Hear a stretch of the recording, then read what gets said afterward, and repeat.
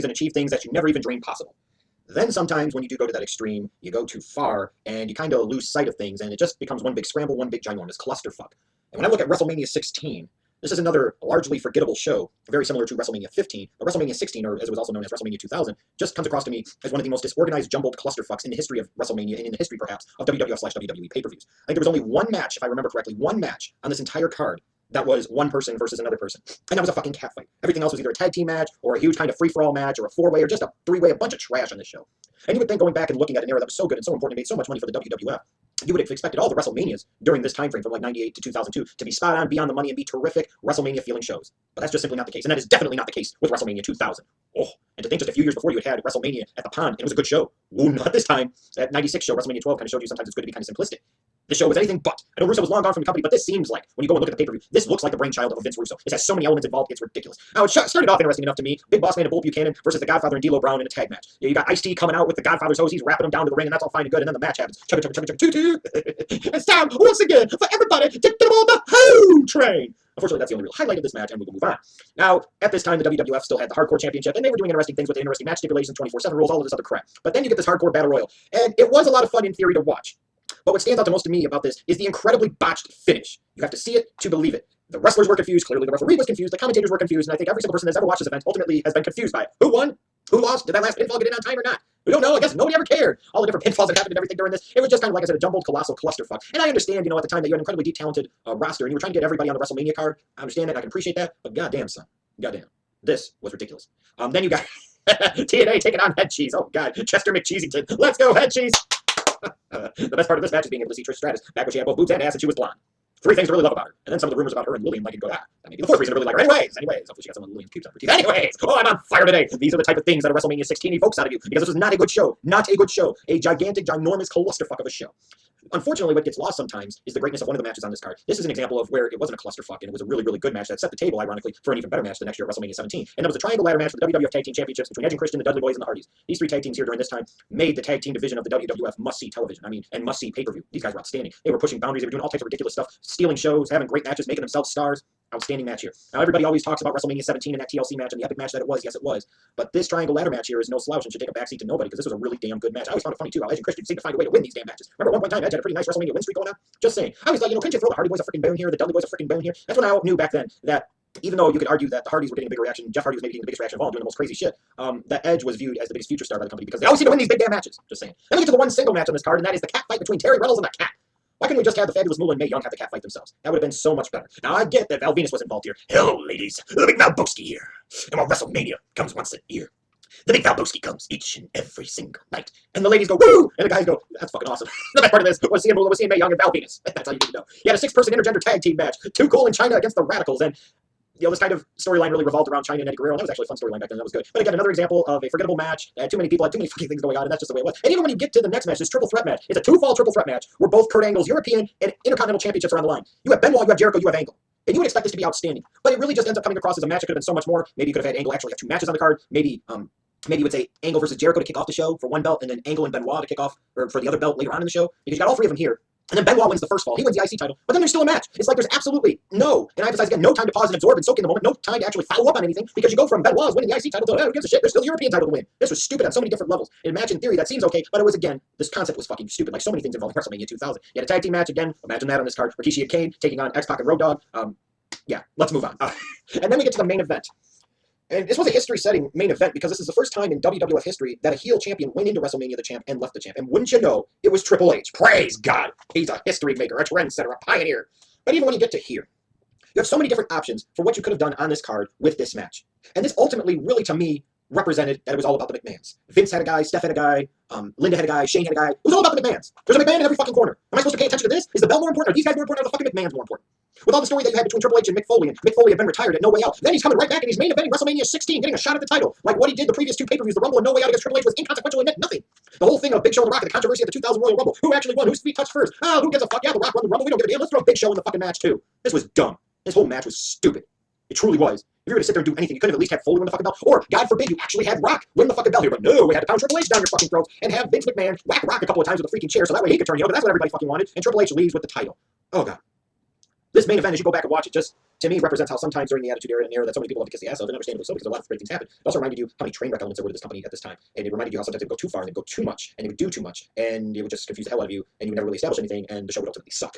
And that's definitely the case here with WrestleMania 16. Now, the more interesting debate, I suppose, is in the Attitude Era, which WrestleMania was worse, WrestleMania 15 or WrestleMania 16? If you want to debate that in the comments, go ahead. I think you can make a very strong argument for either one of them. Again, such a great era in WWF/WWE history, and yet two of the colossal stinkfest, forgettable WrestleManias of all time happened during the Attitude Era, during the heart of the Attitude Era, WrestleMania 15, 1999, which was the biggest year of business from the WWF's history, and 2000 still a very solid year, clearly kicking the ass of WCW. And this is the type of shit they gave you for WrestleMania 16. It was McMahon versus McMahon versus McMahon versus McMahon, and that represents everything in a nutshell. It truly does. This is one of those shows, if you want to know what you should go back and watch, pretty much go watch the Triangle Ladder match, and maybe, for some sentimentality's sake, if you so desire, go watch the 2-fall triple threat match. I even think that's skippable. The main event is fucking skippable. Most everything else is skippable, and by and large, this show is skippable. Don't kid yourself. But oh boy, the next review is reviews to do every time I do it. One of my favorite discussions to have all the time. I'm sure I'm going to get a lot of heat. I'm sure I'm going to get a lot of shit. Good. I hope so, because I won't hold back. Let me guess. You're thinking about going to therapy. And as a therapist myself, of course I'm going to say that's a great idea. I have a feeling if any WrestleMania review in this whole entire WrestleMania review series is going to elicit any strong emotions out of any of you, and perhaps get you to take to your flaming keyboard fingers of fire, this is going to be the bad boy right here. This is the one that I think a lot of you have been eagerly anticipating, because you know I definitely veer outside of the norm when it comes to the opinion and perspective on WrestleMania 17. Now, why is that? Is it one of these things where it's just because I want to be different? No. Is it because I love shows like 3 and 14 so much that I refuse to put 17 in its rightful place? No, because in the grand scheme of things, I don't think 17 measures up as a total package of a WrestleMania compared to a 3 or 14. Now, some of you will sit there and say, well, you can't judge it based off of its history. You can only judge it based off of the actual show itself. Well, that's fucking stupid, and I'll tell you why. This is a WrestleMania review series where I have the benefit of going back and looking at history, and part of a show, even as it happens, is what happens during the show and what it's setting up to happen after the fact. So that is a part of the grade. And when you go back and grade these older shows, you do have that perspective, you do have that scope. So sometimes that may elevate the grade of an event a little bit based off of what came out of it, historical significance, what have you, and sometimes it will deflate and devalue a grade a little bit. Tough shit, that's just the way it is.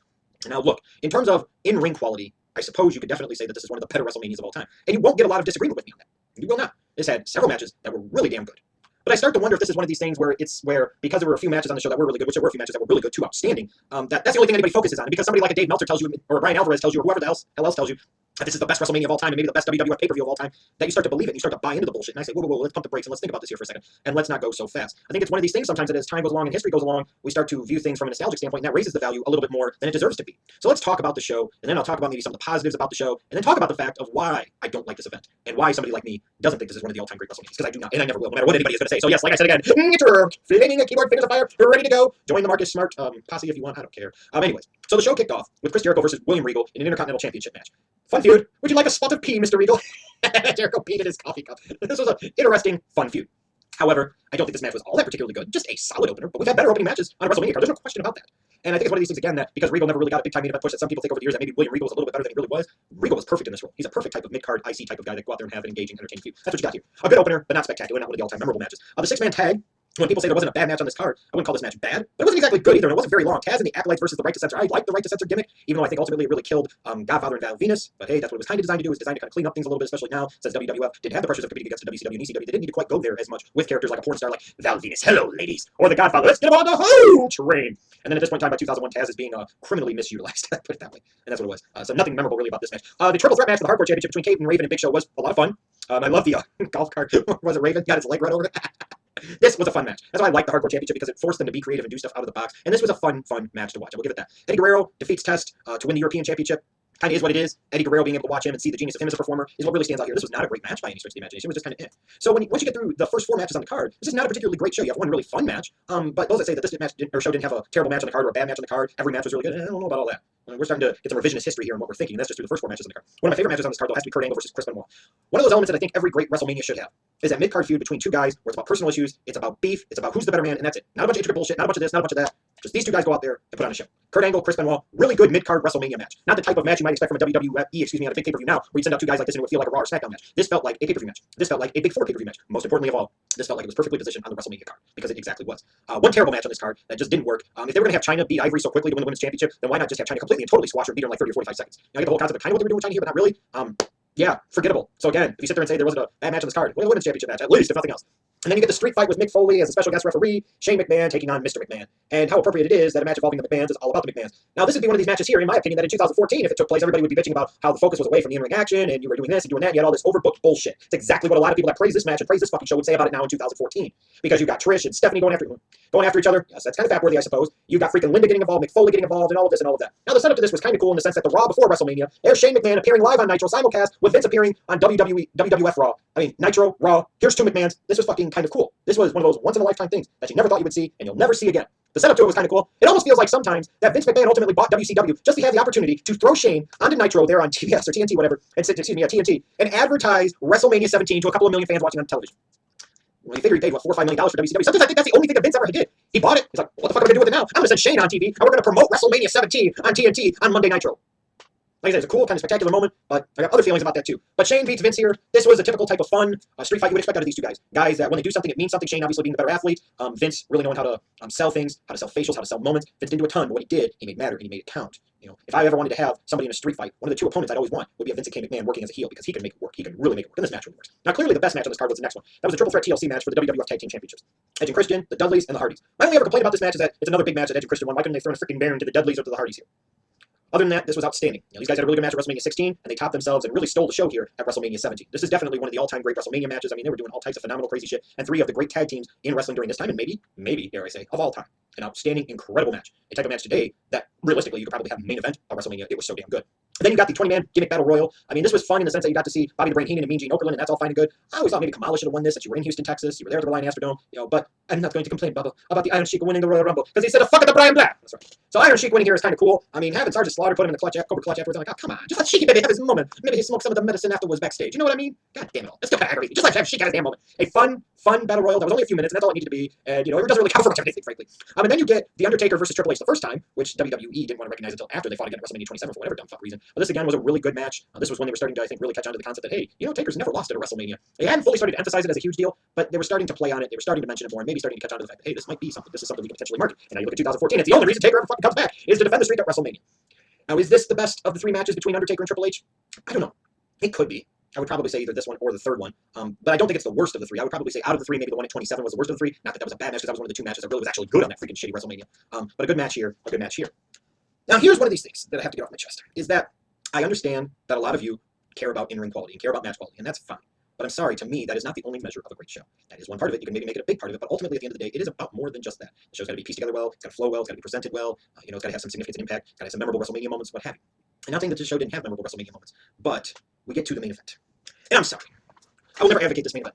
This is one of the dumbest fucking matches in WWF history. This is one of the dumbest fucking booking decisions, if not the dumbest booking decision in WWF history. You take a guy in Stone Cold Steve Austin, I don't give a damn whose idea it was. It was stupid. You take Stone Cold Steve Austin, who was the hero to millions, who became the face of the WWF in their war against WCW. Make no mistake about it. It wasn't going to end until either Ted Turner put Vince out of business or Vince put Ted Turner out of business. You take the guy in Stone Cold Steve Austin that millions of people viewed as the ultimate true hero of the common man and decide, because you fucking can, you're going to turn him heel and align him with, of all fucking people, Vincent Kennedy McMahon.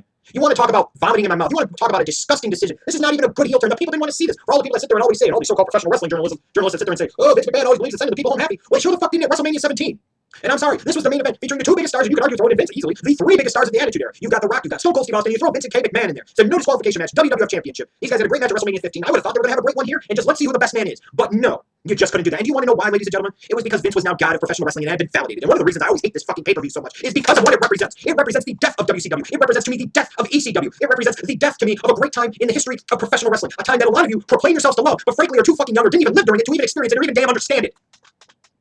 At one point in time, we had not one, not two, but three wrestling companies that all found different ways to entertain us, and we can barely get that half the time out of one damn company today. So you take the common man's hero, and a Stone Cold Steve Austin, and you align him with the representation of evil, at a time, mind you, where Vince has just put out of business WCW and ECW, and all the fans know, and they hate Vince even fucking more. So now you're going to take their hero and fucking align him with Vince. The guy that he's been rebelling against for years, the guy that their feud helped save the WWF from despair in the depths of the abyss of sucking hind tip behind WCW in the damn ratings war. You want to know how fucking stupid this is? This is as stupid as right now in the build-up to WrestleMania 30. If you had Daniel Bryan beat Triple H early in the night, and then come back in the main event, and here comes Triple H, and now all of a sudden fucking Triple H and Daniel Bryan align themselves, and Daniel Bryan is turned heel, and he's joined with the fucking Authority, and he wins the belt and closes the show. How fucking stupid would that be? And I don't care. Yeah, some of you initially, because you'd be too busy sucking off to the thought of Daniel Bryan winning the WWE World Heavyweight Championship, you wouldn't care. But soon after, the reality would set in. Wait a fucking second. They gave me my guy as champion, but now they want me to fucking boo the guy that's my favorite performer that I want to cheer. Why in the bluest of blue fucks would they do that? Because they fucking can. What are the real consequences or repercussions to this? There were none. Or so the WWE would believe. But in 2001, there were consequences and repercussions to this. WCW was gone. ECW was gone. And I always look at WrestleMania 17 as the personification of this. Because ultimately, at the end of the day, Vince McMahon was going to do whatever the fuck he wanted to do now because he no longer had the pressure of having to compete with any damn body. So he took our hero during that time, and you could sit there and say, well, The Rock was more of a babyface at that time. And there's definitely a lot of validation to that. There definitely is. But that doesn't mean Austin needed to fucking turn heel. Hell no. That's ridiculous. That is stupid. It would blow up in their fucking faces in 2014 if they did the same shit with Daniel Bryan. Just really think about that for a second. If you want an understanding of why this would be so damn stupid, it's so damn idiotic. Imagine Daniel Bryan beating Triple H early in the night, and then coming back in the main event, and he has to win via Triple H's help. Oh, he can't beat him, join him. So now Daniel Bryan, the guy that you want to cheer, has aligned himself with the corporate evil, the authority, and now he's the top heel in the company. You guys would hate that shit. You would shit all over it. And you know what? You should shit all over it. Because it would be the ultimate example of the WWE trolling you, saying, we don't give a fuck what you want. We're ultimately going to do things our way no matter what. You can eat shit and like the taste of it. And they would say, what are you going to do? Arrive, bitch, repeat, leave. Arrive, bitch, repeat, leave. You're still going to come back. That's exactly the mentality of the WWF here. And it's not like WrestleMania 17 set up a bunch of awesome-ass shit for the rest of 2001. Ladies and gentlemen, understand this. And maybe, again, this is a generational gap from me being somebody that's now 33 years old to those that are maybe 25 and younger that grew up. Maybe the Attitude Era and the Invasion angle is your Hogan era like it is for me. But that was the shits. The Invasion angle was the shits. I don't care if it gave you the occasional good moment of Crash television. It was the shits. You were sitting there and trying to send a fucking single-A, double-A farm team in baseball against Murderers Row, the 1927 New York Yankees, with Babe Ruth and Lou Gehrig. Everybody would fart at that. And you know why? Because it's not believable and it's fucking ridiculous. And it insults the fans and television, and it still does to this day. And it still pisses me off the fact that people come on here and they defend WrestleMania 17 like it's the greatest fucking show of all time. Fuck this show. Yeah, it had some good damn matches. But look at all the trash that it represented. It represented the WWF doing whatever the fuck they wanted to do because they could. It represented the duff of WCW and ECW. And whereas with WrestleMania 16, they didn't have the luxury of having Austin and The Undertaker. So two of their top guys weren't there. Two other top guys were here. Taker had a great match against Triple H. But then you get to the main event, and instead of maybe having Rock have this validating moment, getting some revenge for WrestleMania 15 2 years earlier by beating Austin, or Austin at least winning 100% clean, or even Austin sitting there doing whatever he could, get Vince to align with him, and then after the match stun Vince, and there you go. No! Now he's going to sit there and be Vince McMahon's friend. This was fucking trash. This was fucking stupid. And if you sit there and say, wait, one match and one booking decision should ruin an entire show, yes, it should, because of everything that it represented and just how fucking ridiculous and stupid it truly was. Like I said, you know goddamn good and well that come WrestleMania 30, if Daniel Bryan only won the WWE World Heavyweight Championship by having Triple H come out and interfere on his behalf, and then Daniel Bryan aligned himself with the authority, and they are one big heel group together, Daniel Bryan now is supposed to be the top heel in the company when everybody wants to fucking cheer the guy, you would shit all over that WrestleMania. It wouldn't matter if there were several other, great matches on the card. You would say this was stupid, this is shit, the WWE is shitting on us, they're doing whatever they fuck they want. Easily one of the worst WrestleManias of all time. But no, now when you have 13 years of fucking propaganda from the WWF, people involved with the WWF, and people like Dave Meltzer and etc., and all these other fans in the internet wrestling community being shoved down your throat year after year after year. Well, I tell you what, a lot of other people might swallow that shit and like the taste of it, but I don't. This is a good show with some good shit on it. But at the end of the day, I hate this fucking WrestleMania. I hate it because of everything that it represents. And to me, it's the ultimate example of Vince saying, up yours, I'm going to do whatever the fuck I want, and you can eat shit and like the taste of it. Well, you know what? 2001, ironically enough, wasn't exactly a great banner year for the WWF by the end of the year. And this shit, all to me, really truly started right around WrestleMania 17 and with WrestleMania 17 itself. Oh, Steve was funny in that heel role. No, it was fucking stupid. He was aligning himself with Vince McMahon. I'll never forget the company for that shit. You took one of our heroes of the common man. You took the man of the Attitude Era, the face of the Attitude Era. You're a conquering hero. And you aligned him with the epitome of corporate evil. That makes absolutely no fucking sense on God's green earth. To hell with this WrestleMania. Some of you like it, that's your business, I don't care. That doesn't mean I'm never going to like it. Just because there were a few good matches on the show does not make it a great show. And it sure as fuck does not make it a better show to me than a WrestleMania 14, which almost every single match on the card was really good and was paced very well, and the crowd reactions were great, and so many things about it were great. Or WrestleMania 3, that had some more significant, memorable moments in my opinion, including the main event. The first real great WrestleMania match of all time. Oh, and by the way, they drew 93,173 people. One of the best things about the show, frankly, was the commentary team of Jim Ross and Paul Heyman. That was good. I hate WrestleMania 17. At least next I get to talk about WrestleMania 18, and one match in particular. But fuck this show. And if you don't like what I have to say about it, that's just too damn bad. You might not always like what I have to say, but at least you know I'm always going to tell you how it is and how I feel about it. And this show is the most overrated piece of trash in the history of the WWE, in my opinion. Our all-in-one hiring platform connects you with quality candidates. And you can easily... There are certain shows that are remembered ultimately maybe for one match or one defining moment. And WrestleMania 18 definitely fits into that category, being defined by one match and ultimately really only being remembered for one match. Which is kind of a shame because there was more than one match to this show. But when I go back and I watch WrestleMania 18, it's a reminder of a lot of things that disappointed me with the business, well, pretty much at that time, the business that was the WWF. I mean, first off, you look at WrestleMania 18. To me, this should have been the culmination of a well-mapped out, well-thought-out, well-planned invasion angle from WCW and maybe ECW, but primarily WCW. This should have been it. WrestleMania 17 should have kind of been the starting point, the launching point, and then you go an entire year, and this is where you have the big blow-off, the big culmination of everything. But we didn't get that. Of course, by the time Survivor Series 2001 had come around, you had a little more than 5 months of the invasion angle, which was a bunch of drizzling bullshit, and the WWF said, that's enough of this crap. We've proven our point. We've had our fun. Fuck the fans, and fuck them all. And it's a shame, and it's disappointing, because that's one of those things that always sticks in my craw and sticks in my memory banks about WrestleMania 18. If I had to define the show by anything, it's what could have been, it's what should have been, and ultimately, what wasn't. Now, in terms of the matches on this show and the card structure and everything else, there was some fun stuff on this card. There were actually a couple of matches that were pretty good on this card, but at the end of the day, I remember it more for some of the stupid things, and more for the disappointment, and the more for what they did do, as opposed to what I felt they could have done, or more importantly, maybe should have done. So let's take a look at this card here. You open up with Regal in an IC title match for the second year in a row at WrestleMania. This time he faces RVD. Short match. RVD wins his first ever Intercontinental Championship. Hooray! Just so that way later on down the road he could be buried as part of the Wrath of God in 2002 and 2003 on Raw. Next up, DDP successfully defends his European Championship against Christian. Remember when they had DDP being the stalker of Undertaker's wife? And my God, by the time we got to WrestleMania 18, it's me! It's DDP! And, oh shit. bad. Bad. Only redeeming quality, I think, to this match was Christian's temper tantrum after losing this match. And that was even at a time where I didn't think it was time to break up Edge and Christian. I think they could have kept them together a little bit longer. But lo and behold, they did it because at that point in time, frankly, from the WWF standpoint, they had no more competition. They could pretty much do whatever the fuck they want. So now was the chance for them to try a bunch of bullshit. Some of it worked, and a lot of it didn't. And to me, at this time, breaking up Edge off on his own, I don't think that ever particularly worked well, at least in the initial stages, even though I'm sure some of you will disagree with me. And Christian, he had his redeeming qualities, but I mean, you couldn't even beat DDP here for the European Championship. I'm just saying. I wonder if it was around this time if the blue dot idea came up, or if that was ultimately something that went farther down the road from the WWE. One of the things that was fun about the show was everything surrounding the Hardcore Championship. It originally was Maven and Goldust, and that ended up being a no contest. Then you had all throughout the night, you had all these different title changes. I miss the 24/7 Hardcore rules, and I love that gimmick, and I love that concept. This was a belt that was the 4th tier belt on the show. You might as well do something different with it. You might as well have some fun with it. And that's exactly what they did. And this was a lot of fun. It goes from Crash Holly to what the fucking Hurricane to Molly Holly when she hit him in the head with a frying pan. Molly Holly's running, whacked into the door at the top of the door, and it's Christian, and then Maven ends up pinning him and fucking leaves in a cab with the Hardcore title. That was a lot of fun, and it played out well throughout the course of the night. Kurt Angle defeats Kane in an okay match, but nothing really spectacular or special, and nothing that you'll ever truly remember. Similar to Edge defeating Booker T. Again, a singles match that was kind of short, and nothing to really remember about it, frankly. And that's just the way it is. It's funny when you look at the tag team championship matches at WrestleMania the couple of years before this. The Triangle Ladder match at WrestleMania 2000 was awesome. And then that TLC match at Triple Threat in 2001 at WrestleMania 17, that was even better. Two iconic tag team matches in WrestleMania history. And now you get to WrestleMania 18, and you've got a 4 corners elimination match with the APA, Billy and Chuck, the Dudleys, and the Hardys, and it just wasn't the same. That's not to say that this match was terrible, but ultimately, when you look at what you had gotten from the tag team division the previous 2 WrestleManias, you can't help but view this as a very big letdown and a very big disappointment. And that's exactly the way I go back and look at it. One match that I think sometimes doesn't get the due that it deserves because it was really damn good was The Undertaker taking on Ric Flair in the No Holds Barred match. I'm not a fan of American Badass Taker, of Heel Taker during this time, but I cannot lie, the sight of him beating the shit out of David Flair always cracks me up. And they did a really good job of making this beef, this issue between Undertaker and Flair, seem very personal. And, this was an important match for Flair in his return to the WWF, because, yeah, he had his battle with Vince at the Royal Rumble, and that match was what it was. But here, he's taking on Taker, one of the established top guys at the biggest show of the year. And, it was when Flair talks about it, was something that got him to start being a little full of himself and starting to remember maybe that he was a nature boy. There's something to that, because you could definitely see it here, that he started figuring himself out more. But what he was doing, I think, was he was actually doing something other than working at Ric Flair's temple and Ric Flair's pace and Ric Flair's type of match. And that's why this match came across so well. Really good match. Not one of the 10 greatest WrestleMania matches, maybe not even in the top 15 or top 20, but a really, really good WrestleMania match. Again, the type of match that if you had a WrestleMania 30, it would be one of the best matches on the card, probably no question about it. You had a triple threat women's championship match where I always thought that Trish should have went over here. I mean, you're in Canada, you're in Toronto, here's Trish, the Canadian girl with the fake tits, the blonde hair, the juicy thick thighs and ass that the guys wanted to do and Lillian wanted to eat. So of course Jazz walks in the champion and she walks out the champion, but it was an okay women's championship match. But again, nothing you're really going to necessarily remember or anything like that. But it was what it was. When I look at this card, there are certain things that just really disappoint me about it, and really just frankly remind me of how much the WWF and Vince McMahon were just really, stuck on wanting to do whatever the fuck they wanted to do because they had bought themselves and afforded themselves the luxury to be able to do whatever the fuck they wanted to do. For example, you bring in the NWO, the New World Order, Hulk Hogan, Scott Hall, Kevin Nash, 3 of the big stars, the biggest stars, mind you, the 3 maybe perhaps biggest key, most important figures that helped WCW kick the WWF's ass in the ratings every Monday night for 80 plus consecutive damn weeks. And now here you bring in the NWO after the entire invasion angle is fucking over. You're sending, again, I emphasize this, you're sending a AA roster to face murderer's row of Babe Ruth and Lou Gehrig in the 1927 fucking New York Yankees.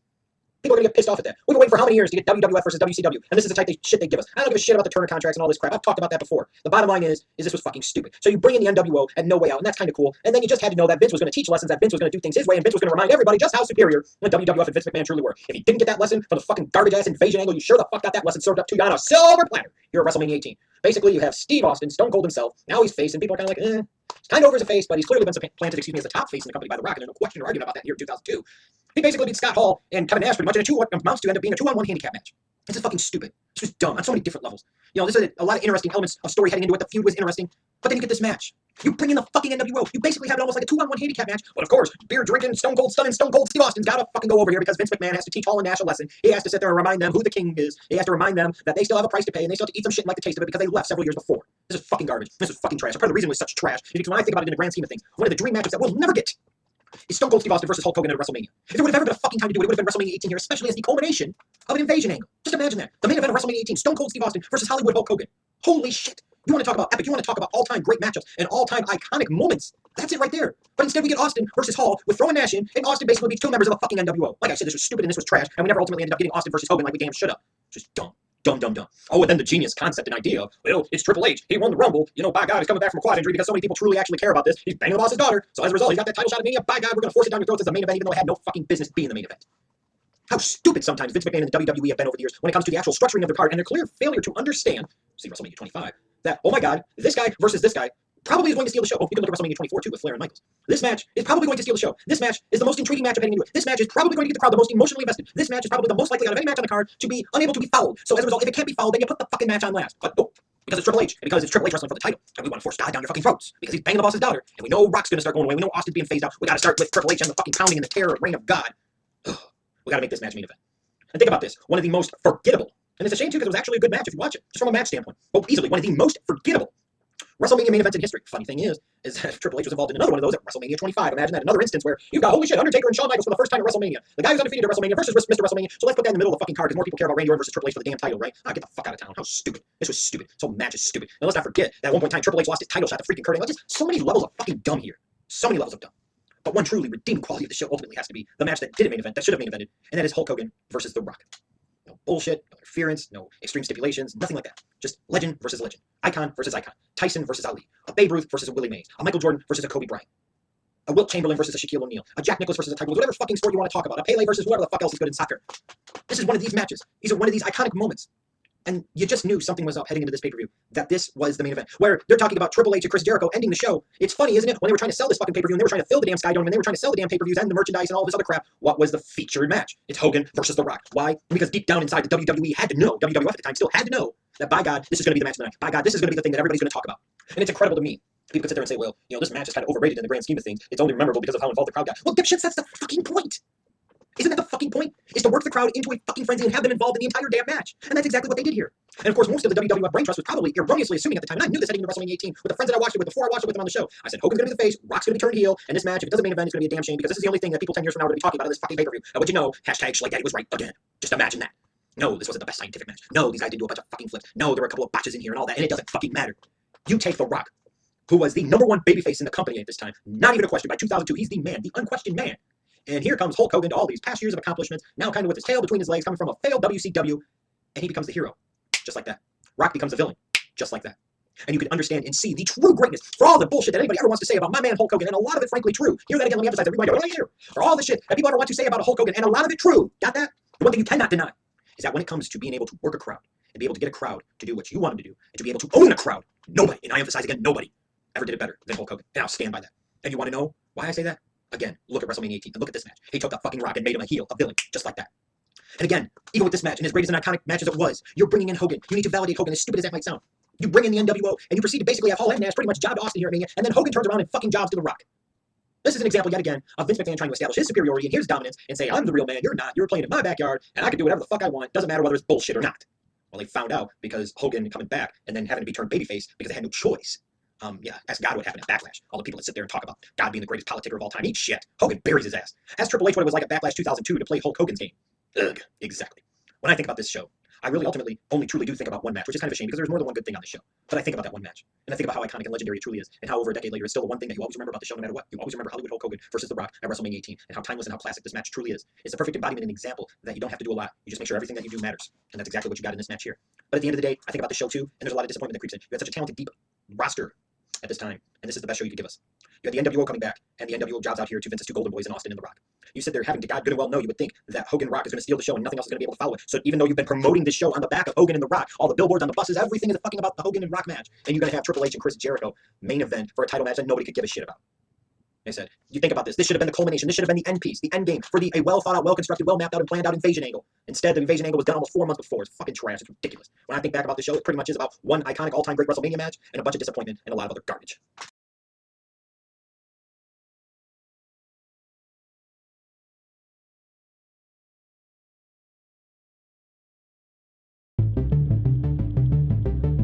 Have you ever thought about what it takes to run all the cloud services and emerging AI? A lot of you by now, I'm sure, know how I feel about WrestleMania 17. I'm sure that bothers a lot of you, but too fucking bad. That's the way I think about it. You think how you think, and I'm going to think how I think. Now, one of the things that has always bothered me about WrestleMania 17, from a historical standpoint, is when fans and wrestling media refer to it as the greatest in-ring WrestleMania of all time. And I say, that's ridiculous. Apparently, we weren't watching the same Mania. While that had some good in-ring action, is one of the better WrestleManias purely from an in-ring standpoint, I don't think it holds a candle, frankly, to WrestleMania 19 at Safeco Field. I just flat out do not. I think the total card from beginning to end was better, and in particular, the last 5 matches on this card might be the greatest run of good. Do not. I think the total one of the better WrestleManias purely from an in-ring standpoint. I don't think it holds a candle, frankly, to WrestleMania 19 at Safeco Field. One of the better WrestleManias, and I say that's ridiculous. Media refer to it as the greatest in-ring WrestleMania at Safeco Field. I just flat out do not. I think the total card from beginning to end was better, and in particular, the last 5 matches on this card might be the greatest run of good quality in-ring work in WrestleMania history. Sometimes I think WrestleMania 19 doesn't get the credit that it deserves. And like I said, I don't know what it is about WrestleMania 17 that gets it all the attention and positive feelings about that show, because I think WrestleMania 19 was just flat out better, with all the negative connotations and consequences to go along with the show that WrestleMania 17 had. And even when I look at it, if I removed all that other shit, WrestleMania 17 from an in-ring standpoint and from a show is a good show. But WrestleMania 19 is one of the 5 greatest WrestleManias of all time, in my opinion, and from an in-ring standpoint, may very well be the single best WrestleMania of all time. Period. No question about it. And that's just the way I look at it. And when I look at WrestleMania 19, you've done your brand extension, you've got a unique Raw brand, you've got a unique SmackDown brand, and part of the reason for that is because you had such a talented, deep roster at this time. All these people come from ECW, WCW. You had to find the way to utilize these guys, because you had so many of these guys, you put out a work in theory, and you might as well fucking use them. And, that was something that you saw during this time. Now, as far as the show, a lot of people look back at WrestleMania 19 and they say the first 4 matches on the card, the first portion of the card was kind of, forgettable, and that's kind of true, even though I don't think that necessarily tells a full and accurate story. Like Matt Hardy taking on Rey Mysterio in the Cruiserweight Championship match. This could have used a little more time, I will grant you, but it was okay. It's funny to go back and watch Matt Hardy version 1 talk about Magnitude. But it's okay, because this card was so loaded on the top half that you really didn't need a lot out of the bottom half of the card. And the good thing is if you weren't expecting a lot out of the bottom half of the card, you were definitely in for a treat. Your expectations were fully met with this ridiculous-ass handicap match with Undertaker taking on Big Show and A-Train. I know a lot of people sit there and talk about WrestleMania 9 and his match with Giant Gonzalez being the worst Taker match in WrestleMania history. Some people might talk about his match with King Kong Bundy at WrestleMania 11. However, here at WrestleMania 19, this definitely goes into that category for me. One of the worst Taker matches in WrestleMania history, if not perhaps the single worst, not with Giant Gonzalez. This match was bad. This was terrible. Here you got fucking Undertaker, undefeated at WrestleMania, in a handicap match against Big Show and A-Train. And this ends up being more about, remember Nathan Jones, the Colossus of Boggle Road, or whatever the fuck it was? Where the hell's he at now? His bald-headed ninja kicking ass, coming out and saving the day. All this was boo-boo. This was trash. This was dumb. This is the one really dumb, stupid, damn thing about this show. And no, I wouldn't count the cat fight in that because there was a pillow fight, whatever the fuck it was. Because at least then it was a bunch of, scantily clad women fighting each other. There you go. But Undertaker versus Big Show and A-Train to me is one of the 10 worst WrestleMania matches of all time. Because it was fucking stupid. Just terrible. Terrible, to borrow from Charles Barkley. The Triple Threat Women's Championship match here was pretty good. I would argue maybe just a tad better than the one at WrestleMania 18. Trish ends up beating Victoria and Jazz and becoming the new Women's Champion, which to me should have been the finish that you had at WrestleMania 18. Well, you got it here at WrestleMania 19 instead. But an okay Women's Championship match, Definitely not a liability on the card. In fact, maybe a little bit of an asset. Then, again, another Triple Threat match. This time for the Tag Team Championship. Team Angle, Los Guerreros, and Benoit and Rhino. Good, solid tag team match here. No complaints. So when I hear this talk about, again, that the first portion, the first half of this card was very weak, and then it was all about the second half of the card. Well, let's face it, the second half of the card, minus 1 or 2 things, was really, really damn good. So you didn't really need the first half of the show to do too much. Maybe this is, again, a thing about card structure, and maybe Vince could have not made the second half of this card so top-heavy, or this card top-heavy in general, and redistributed the good quality matches throughout the show to better improve the pace and tempo. If there's one complaint I have about WrestleMania 19, one major one, it would probably be that. Because it got to the point where you have good match, it's kind of, it's hard to stay that emotionally hot for that long of a time. You're talking about 2+ hours. This pay-per-view really kicks off for a lot of people with one of the great WrestleMania matches of all time. And that is Shawn Michaels taking on Chris Jericho. This is the type of match here to me that every great WrestleMania show needs to have. That mid-card match between 2 great in-ring performers, that it's not about titles, it's not about this, it's not about that, it's about a personal issue and who's the better man. When you have a WrestleMania that has this type of match on the card, that WrestleMania tends to be a whole lot better, especially if you've got the right guys in this role in this spot. Right here, smack dab in the middle of the fucking card, here's Shawn Michaels and here's Chris Jericho. Here they're comparing in a lot of ways Chris Jericho to Shawn Michaels. The storytelling in this match was phenomenal, from the competitors to the commentators, everything. This match was the shit. And with all the great WrestleMania matches that Shawn Michaels has had in his WrestleMania career, this is one of his 3 best, no question about it. Some may argue perhaps his second best, or maybe even his best, depending on the type of in-ring performance that you like. But this match was incredible. And this was a validating type of match for Shawn Michaels, because yes, he had come back at SummerSlam 2002, and he was back in full force and everything else. But now here's Mr. WrestleMania, coming back to WrestleMania against a guy who patterned himself in a lot of ways after a Shawn Michaels and a Chris Jericho. And now it's like pupil, teacher, master, pupil, teacher, student, whatever the fuck you want to call it. And the teacher ends up beating the student. The master beats the pupil. And then afterwards, as they shake hands and they hug, and then Jericho nut jobs him, and fucking here's Shawn Michaels sliding down. It's like, man, that was the perfect finish for this damn match. Outstanding. This is an incredible piece of in-ring work, an incredible piece, more importantly, of storytelling. Outstanding stuff. Now, even though the last 5 matches you could argue on this card were very good, and a lot of people will say that, and I will still say that they were in general pretty good, there are some things that I didn't like about these last 5 matches. One of those matches being Triple H versus Booker T for the World Heavyweight Championship. Now, a lot of you already know probably what I'm going to say about this, but this is at a point in time where they were really trying to pound Triple H down your fucking throats. I don't know if it was one of these things where they wanted to make sure Vince and Linda did, that Triple H was actually going to follow through and go down the aisle and end up marrying their daughter. I don't know what the fuck it was, but this reign of terror of God was horrendous. And here's a perfect example here of a missed opportunity. Here comes Booker T, a 5-time WCW champion. Maybe not the most over guy with the crowd at this point in time, but a guy that had a really compelling, really interesting story, and a guy that deserved this spot, deserved this moment, and deserved this victory. And he didn't get it. And it's always pissed me off about this company was the fact that here's Booker T coming in as a serious guy, as a guy that was a former 5-time World Heavyweight Champion, yes, in WCW, but it was still WCW. And here he can't beat Triple H. I mean, the match itself was very good, but the finish still, 11 years later, pisses me off every time I go back and watch it. So a good match with a horrible finish to me, in my opinion. Now the next match obviously didn't piss me off. It's my favorite match on this card, even though it's not the best match on the card. Clearly the best match on this card was Shawn Michaels, Chris Jericho. But my favorite match was Hulk Hogan and Mr. McMahon. Now, there's one thing you could say about the last 5 matches on this card that they all kind of really had going for them. And that was, they were all matches that were telling a story within the rivalry, within the feud, and within the match itself. But maybe the biggest example of storytelling is Hulk Hogan and Mr. McMahon. I mean, when they were building this was 20 years in the making. And it was.